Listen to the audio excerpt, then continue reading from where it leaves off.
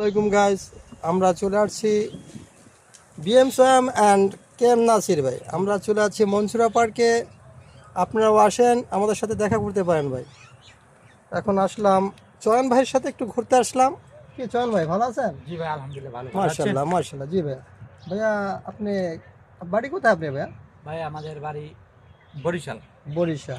জেলা বরিশাল, থানা নদী। ওয়াও ভাই, সেই লেভেলে ভাই, আপনাদের বাড়ির পাশে ভাই। উনি উনি আমাদের বাড়ির পাশে ভাই, বুঝছেন। আমাদের বাড়ি ভাই মাদারপুরে। আপনার ওই যে ওনার বাড়ি গণ্য দিয়ে, আমাদের বাড়ি ডাসারে, কালকিনি থানায়। আগে পরে কালকিনি থানা ছিল, এখন হয়তো ডাসার নতুন ইনশাল্লাহ থানা হয়েছে।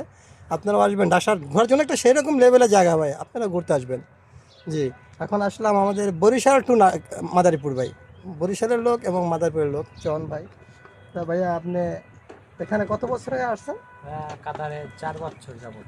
4 বছর হয়ে গেছে কাতার আসছে? 4 বছর। মার্শাল্লাহ মার্শাল্লাহ।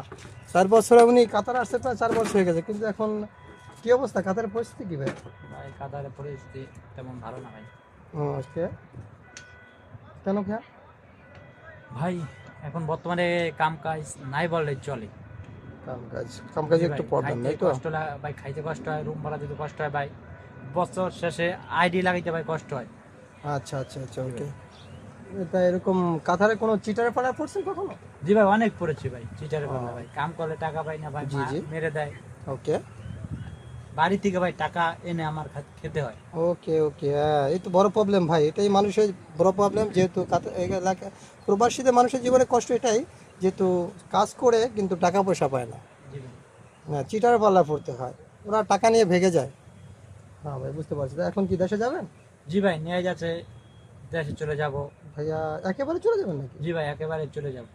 ওকে, ঠিক আছে ভাইয়া, আবার আসেন ইনশাল্লাহ। থ্যাংক ইউ ভাইয়া।